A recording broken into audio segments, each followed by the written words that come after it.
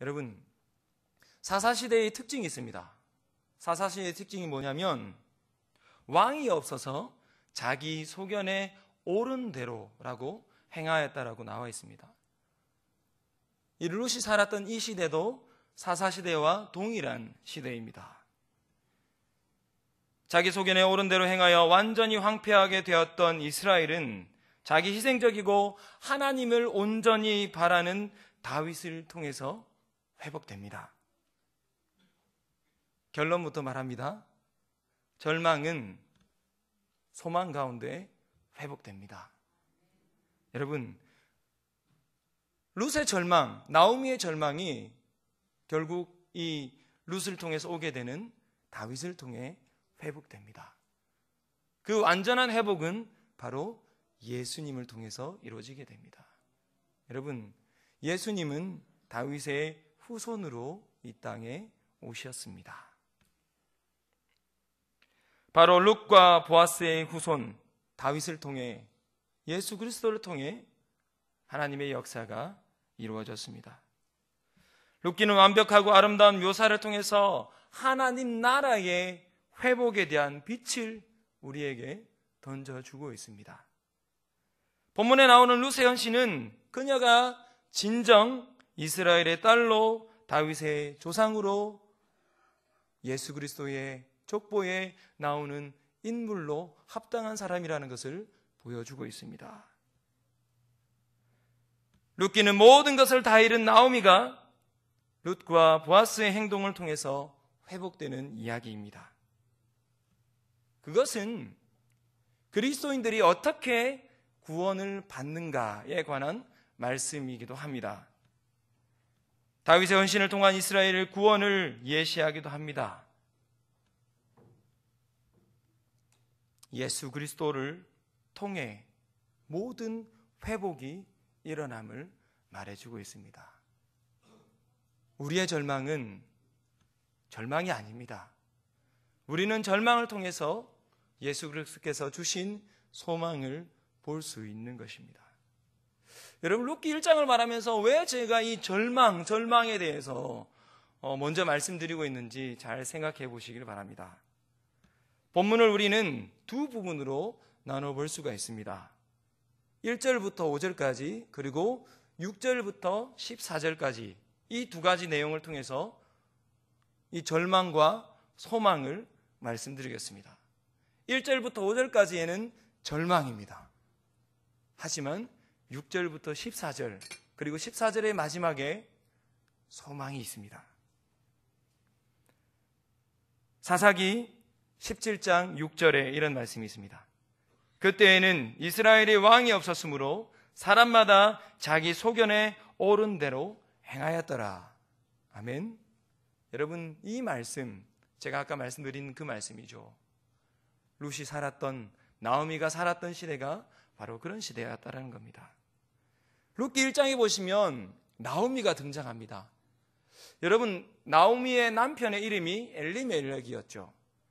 여러분, 근데 성경 역사로 보면 남자의 이름이 먼저 나오고 남자의 이름이 중요하게 나오는 그런 모습이 있습니다. 하지만 룻기에서는 결코 엘리멜렉이라는 남자의 이름이 아니라 나오미라는 그 한 사람의 이름, 여인의 이름이 등장합니다. 너무나도 잘 아시는 말씀이죠. 나오미가 모든 것을 다 잃게 됩니다.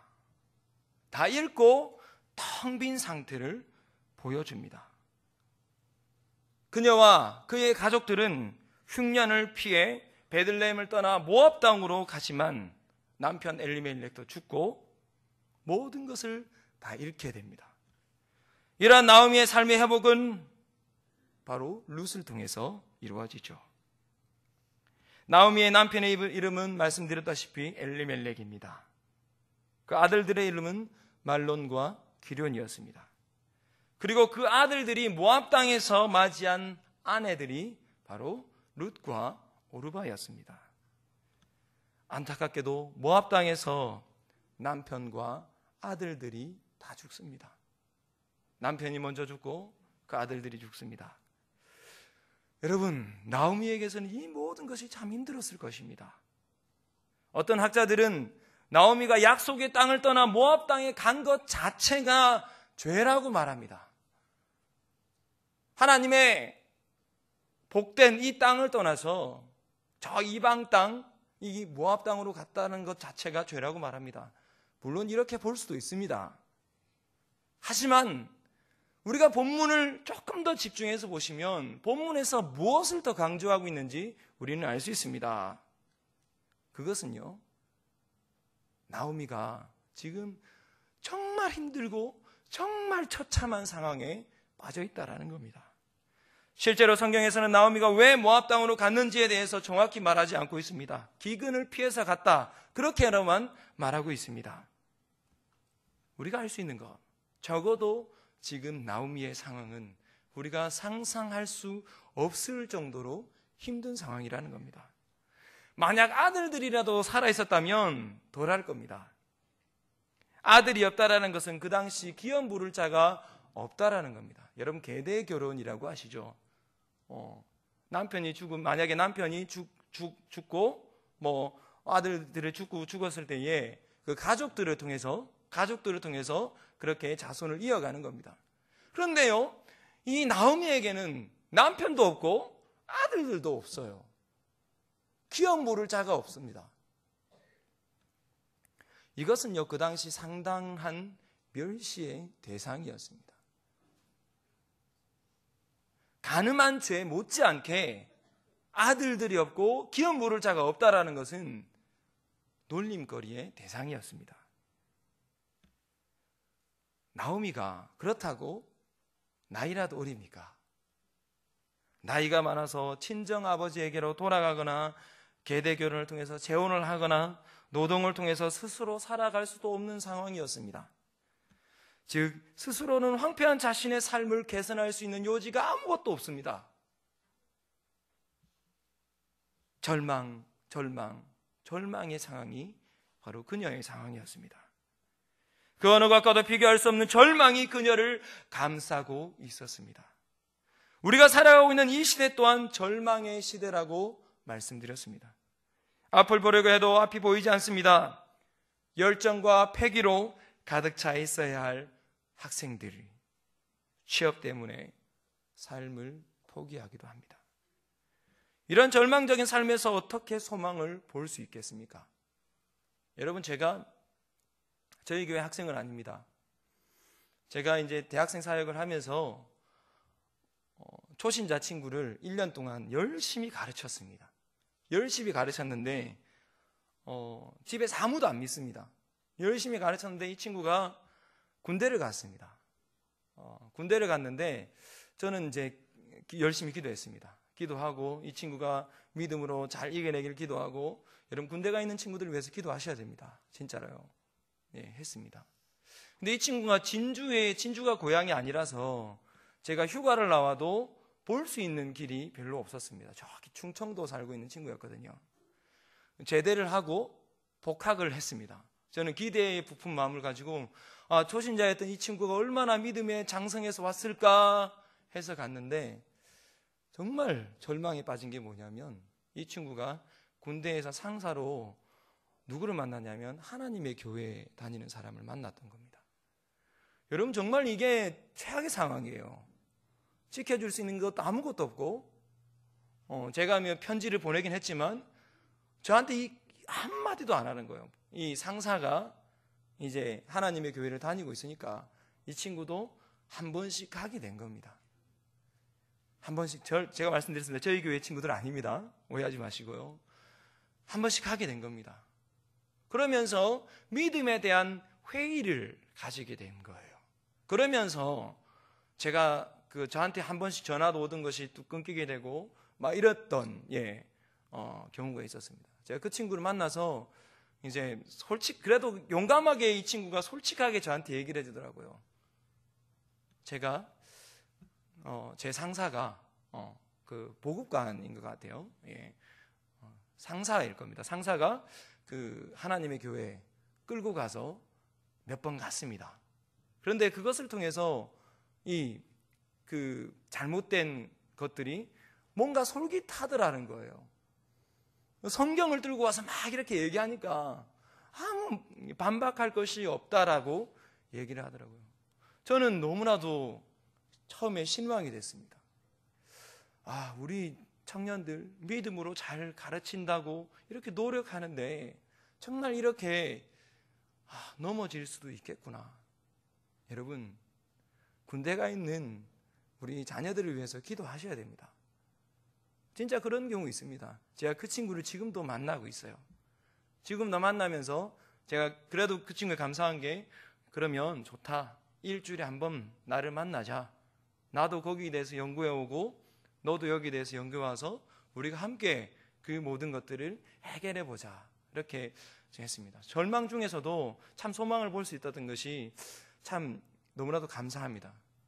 제가 이제 요 근래에 받았던 가장 큰 절망 중에 하나였습니다. 그 절망 가운데 하나님, 열심히 했는데 이 친구를 위해서 열심히 기도하고 정말 1년 동안 열심히 사도신경을 가르치고 복음에 대해서 가르쳤는데 이렇게 넘어질 수도 있는 겁니까? 하나님 앞에 말했었습니다.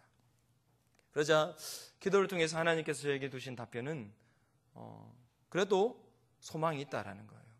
그래도 이 친구가 저를 만나려고 하고 이 친구가 또 저와 얘기하는 걸 통해서 조금씩 바뀌고 있습니다.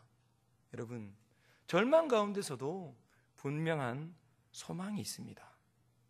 그런데 적어도 지금 이 5절까지의 이 나오미의 상황을 보면요, 어떻게 소망이 보이는 것 같지가 않습니다.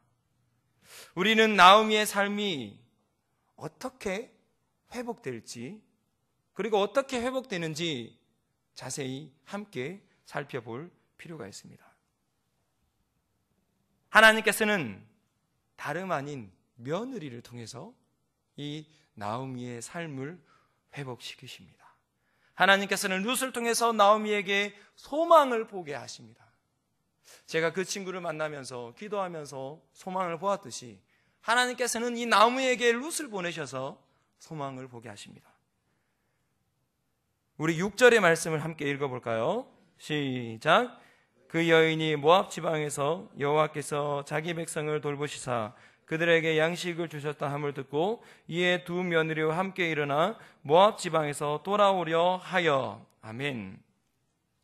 여러분, 6절에서 여호와께서 자기 백성을 돌보셨다라고 말씀하고 있습니다. 하나님께서는 기근에 굶주려 있던 이스라엘 백성들에게 양식을 주셨습니다. 이스라엘의 기근을 해결하신 하나님, 그 하나님께서 나오미의 황폐한 삶도 회복시킬 것을 이 6절에서 보여주고 있습니다. 여러분, 회복의 시작은 하나님께 있습니다. 오늘 읽지는 않았지만 1장 20절에서 21절까지 말씀을 보면 황폐하게 되어 돌아온 나오미는 자신의 불행이 여호와께서 자신을 징벌하신 것이라고 하여서 자신의 이름은 기쁨이라는 뜻의 나오미가 아니라 괴로움이라는 뜻의 마라라고 바꾸어 버립니다. 여러분, 놀랍게도 나오미는 이스라엘의 하나님을 자신의 하나님으로 고백한 며느리 모압 여인 룻과 함께 돌아온 것입니다. 여러분, 룻과 함께 돌아옴이 과연 괴로움입니까? 과연 절망입니까? 아닙니다. 나오미는 여호와께서 자기 백성을 돌보셔서 그들에게 양식을 주셨다 함을 듣고 두 며느리와 함께 모압 지방에서 돌아오려고 합니다. 여러분, 6절에서 핵심 단어는 돌아오려 하여라는 말입니다. 여러분, 이 돌아온다라는 말이 1장에서 총 11번이나 나옵니다. 못 믿으시겠다면 한 1장을 한번 읽어보십시오. 6절에도 나오고 7절에도 나오고 8절, 10절, 11절, 12절, 15절에 두 번이나 나옵니다. 16절, 21절, 22절에도 나옵니다. 하나님께서 이스라엘을 돌보신 것이 나오미와 룻이 베들레헴으로 돌아오는 직접적인 계기가 되었다라는 겁니다. 이 돌아오다는 단어가 여러분, 이 히브리어에서 회복이라는 단어와 어근이 같습니다. 이것의 의미는 하나님의 은혜 아래로 돌아오면 회복된다라는 겁니다. 저자는 이러한 언어 유희를 사용하여서 1장 전반에서 하나님께 돌아오는 것이 얼마나 중요한가를 보여주고 있는 겁니다. 돌아오라, 돌아오라, 돌아오라. 하나님께 돌아옴이 회복이다. 그런데요, 나오미는 돌아오면서 누굴 데리고 옵니까? 룻을 데리고 오죠. 자신이 데리고 오고 싶어서 데려온 겁니까? 아닙니다. 많은 이들이 하나님의 회복을 바라며 삶을 살아갑니다. 하지만 정작 중요한 회복의 시작이 무엇인지 몰라 방황할 때가 너무나도 많습니다. 절망의 상황을 소망으로 바꿀 수 있는 분은 바로 하나님밖에 없습니다. 절망의 상황을 소망으로 바꿀 수 있는 회복을 꿈꾼다면 우리는 응당 회복의 자리인 하나님의 은혜 아래에 들어가셔야 함을 기억하시길 바랍니다. 하나님께서 기뻐하시는 은혜의 자리로 돌아갑시다. 아멘. 결국 나오미는 두 며느리에게 각기 고향으로 돌아가라고 했죠. 두 며느리는 울면서 가지 않겠다라고 처음에 반응합니다. 하지만 나오미는 계속해서 권면합니다. 8절 하반절의 말씀을 보면 너희가 죽은 자들과 나를 선대한 것 같이 여호와께서 너희를 선대하기를 원하며 라고 되어 있습니다. 여러분, 여기서 선대하였다는 말은 하나님의 헤세드, 즉 하나님의 자비를 말합니다. 여호와께서 너희에게 자비를 베푸시기를 원한다라는 겁니다. 나오미는 오르바와 룻이 자신들의 남편들에게 헤세드를 행했고 자비를 행했고 지금은 나오미에게도 동일한 자비를 베풀고 있다라고 격려하면서 그들이 가도 된다라고 말합니다. 그 정도면 됐으니까 하나님께서 너희들에게 은혜를 베푸실 거니까 너희들의 기거할 집으로 가라라는 겁니다. 그런데 특별한 것은 나오미가 그들에게 모압의 신 그모스가 아닌 이스라엘의 하나님 여호와의 이름으로 복을 주고 있다는 겁니다. 여러분, 놀랍지 않습니까? 룻과 오르바는요 모압의 사람들이에요. 모압 사람들이 섬겼던 신은 하나님이 아니라 그모스라는 신이었습니다. 여러분, 그모스라는 신의 다른 이름이 몰렉, 여러분 몰렉 들어보셨죠? 이 몰렉이라고 합니다. 우상이죠. 그들이 어릴 때부터 알고 있던, 오르바와 룻이 그렇게 어릴 때부터 알고 있던 그 모압 사람들이 믿어왔던 이 이방신의 이름이 아니라 하나님의 이름으로 복을 주고 있다는 겁니다. 어떤 의미겠습니까? 이것은 여호와께서 온 세상의 통치자이심을 나오미가 고백하고 있다는 겁니다. 나오미가 고백하고 있고 며느리들에게도 확인시켜 준 겁니다. 그모스가 너희를 지키는 것이 아니야. 여호와 하나님께서 너희들에게 복을 주실 거야. 여러분, 놀라운 시어머니죠. 여러분, 이런 시어머니 되시길 바랍니다. 여러분, 며느리 되시는 분들께서는 이런 시어머니 만나시기를 바랍니다. 아멘. 이미 만나셨죠? 네, 죄송합니다. 네, 그렇습니다. 하나님께서는 이 축복에 응답하셔서 룻에게 한량없는 복을 내리십니다. 나오미의 이러한 권면은 룻과 오르바가 재혼해서 가정을 이루고 살기를 원하고 있긴 합니다. 남편과 자식을 잃은 새 여인의 눈물을 우리는 9절에서 볼 수 있습니다. 그들이 소리 높여 울며 얼마나 슬프겠습니까? 나오미의 이러한 권면에 10절에서 두 며느리는 이렇게 말합니다. 아닙니다. 우리는 어머니와 함께 어머니의 백성에게로 돌아가겠나이다. 아름다운 모습이죠. 이러한 두 명의 반응은 나오미의 딱한 처지에 대한 동정이기도 합니다. 하지만 전체적으로 바라보면 그것만 있는 게 아닙니다. 적어도 이 오르바는 몰라도 적어도 룻은요 나오미를 통해서 이스라엘의 하나님 여호와를 믿고 고백하고 있는 겁니다. 여러분 이게 안 믿어지십니까? 우리 16절 오늘 읽지는 않았지만 16절의 말씀을 함께 읽어보겠습니다. 우리 같이 한번 읽어보겠습니다. 루시 이르되 시작. 루시 이르되 내게 어머니를 떠나며 어머니를 따르지 말고 돌아가라. 강권하지 마옵소서. 어머니께서 가시는 곳에 나도 가고 어머니께서 머무시는 곳에서 나도 머물겠나이다. 어머니의 백성이 나의 백성이 되고 어머니의 하나님이 나의 하나님이 되시리니. 아멘. 여러분, 어머니의 백성이 나의 백성이 되고 어머니의 하나님이 나의 하나님이 된다. 이게 무슨 말입니까? 단순한 축복이 아닙니다. 예, 어머니가 믿는 하나님 나도 믿습니다. 어머니가 믿는 하나님 나도 믿고요. 어머니가 사랑하는 그 이스라엘 백성 나도 그 백성이 되고 싶습니다. 룻의 신앙 고백이에요. 나오미가 단순히 나오미가 좋아서 따라간다는 게 아니라 룻의 신앙 고백이에요. 여러분, 룻은요 나오미를 통해서 하나님을 본 거예요. 13절에서 나오미는 여호와의 손이 나를 치셨음으로 하는 표현으로 자신의 비참한 상황을 묘사하고 있습니다. 여호와의 손이 자신을 치신 것을 인식하고 있기 때문에 고통당하는 며느리에 대한 아픈 마음을 표현하고 있는 겁니다. 언뜻 보면 이것이 하나님께 대한 불만인 것처럼 보입니다. 하지만 전체적인 의미를 보면 우리는 욥이 생각납니다. 모든 일이 하나님의 주권적인 섭리, 보존과 통치하심 속에서, 다스리심 속에서 이루어지기 있다라는 것을 받아들이는 겁니다. 자신이 당한 고난을 그러한 방식으로 표현한 겁니다. 여러분, 그 당시 무슨 시대라고 했죠? 사사시대죠. 사사시대, 죄악이 간영했던 그 시대임을 고려한다면 고난 가운데서도 어떤 방식으로든 하나님을 붙들고 있는 나오미의 믿음 또한 보게 됩니다. 결국 누구는 떠납니까? 오르바는 떠나죠.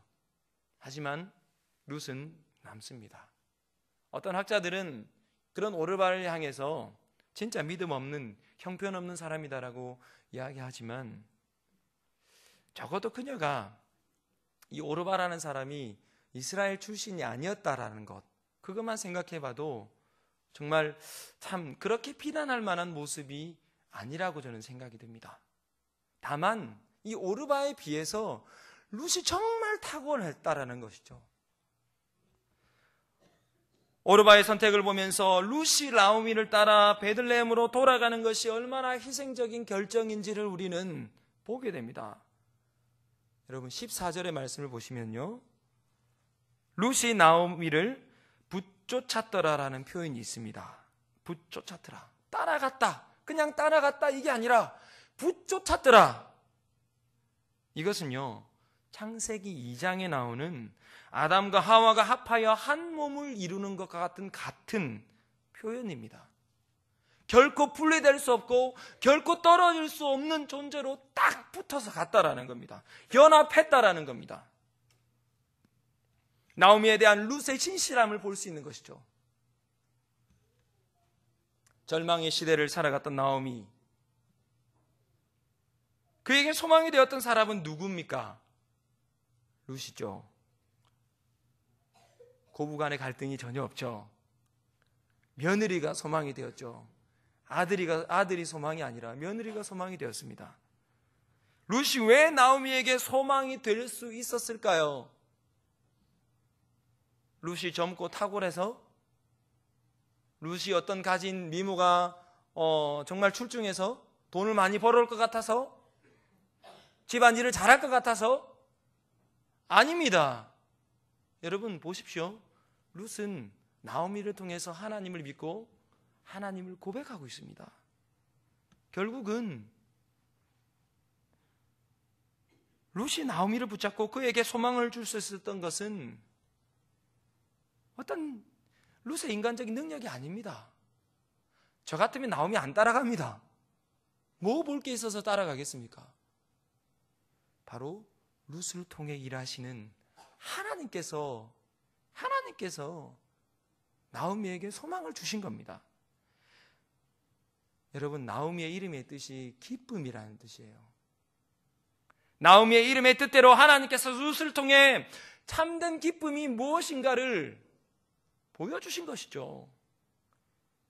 하나님께서는 룻이 보아스와 결혼하게 하심으로 나오미에게 결국 기업물을 잘 주셨습니다. 보아스와 룻이 결혼해서 오벳이 태어나게 됩니다.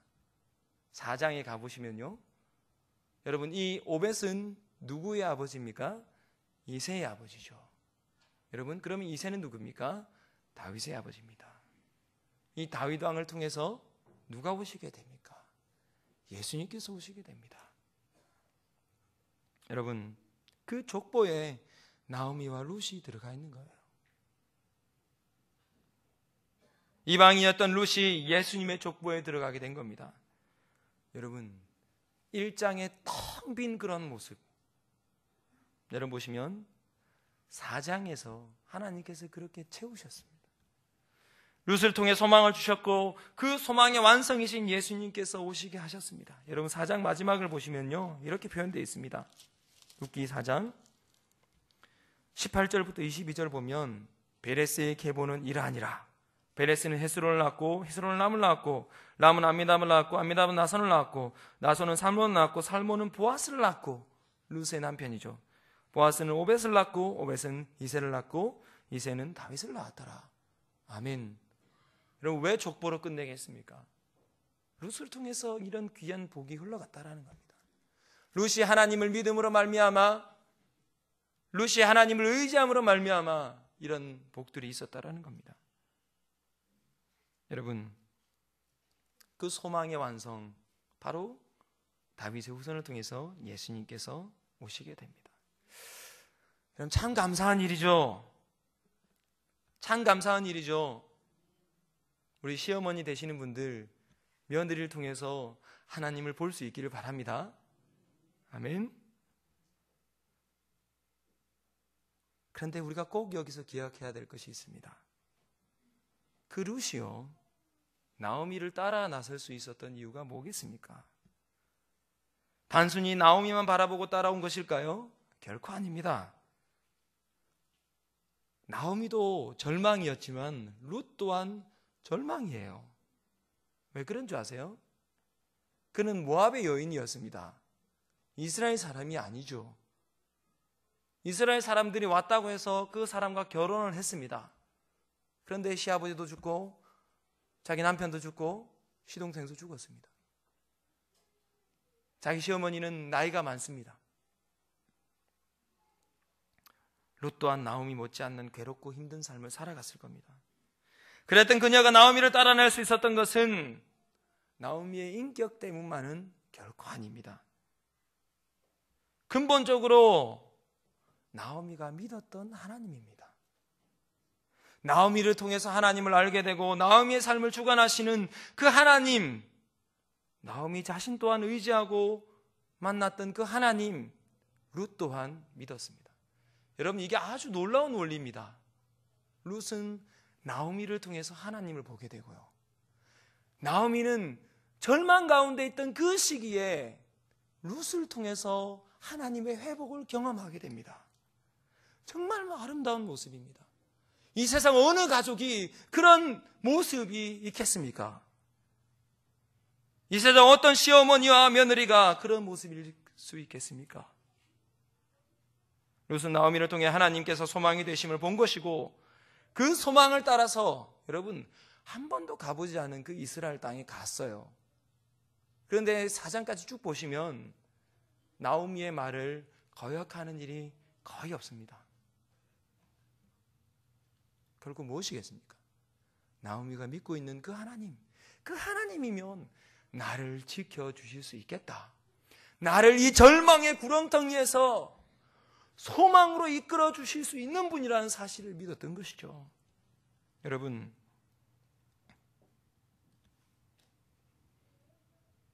절망의 시대에 소망을 주시는 분은 돈이 아니라, 세상의 명예가 아니라, 세상의 학벌이 아니라, 세상의 직업이 아니라, 자식이 아니라 하나님이심을 믿으시길 바랍니다. 그 하나님께 소망을 품으시길 바랍니다. 룻이 나오미에게, 나오미가 룻에게 하나님의 소망을 보여줄 수 있었던 것처럼 하나님의 소망을 품은 우리가 다른 지체들에게 이 소망을 줄 수 있기를 바랍니다. 저는요, 아까 그 얘기했던 그 친구에게 좀 소망을 주고 싶습니다. 제가 그 소망을 줄 수 있는 존재가 되기를 저는 진짜 기도하고 있습니다. 다시 돌아와서 저는 그것을 통해서 하나님의 은혜를 또한 체험하고 싶습니다. 사람의 힘으로는 도저히 살아내기 힘든 절망이 가득한 시대에 소망이신 하나님을 품으십시오. 제가 예를 들어서 시어머니와 며느리의 관계만을 말씀드렸는데요, 아닙니다. 이거는 다 포함하는 겁니다. 여러분, 우스갯소리로 오늘 며느리 되시는 분들은 그런 시어머니 되도록 노력하시고요, 우리 시어머니들은 그런 며느리의 마음을 닮은 사람이 되려고 노력하시고, 우리 남성분들은 또 그런 가족이 되도록 내가 하나님을 보여줄 수 있고 저 내 아들을 통해서 하나님을 볼 수 있는 그런 소망이 가득한 가정, 그런 소망이 있는 교회가 되길 바랍니다. 절망을 소망에서 바꿀 수 있는 공동체는 하나님을 믿는 하나님의 교회로부터 시작되심을 믿는 그런 성도인들 되시고, 절망의 시대에 소망을 품고 살아갈 수 있는 우리 귀한 분들 되시길 원합니다. 기도하겠습니다.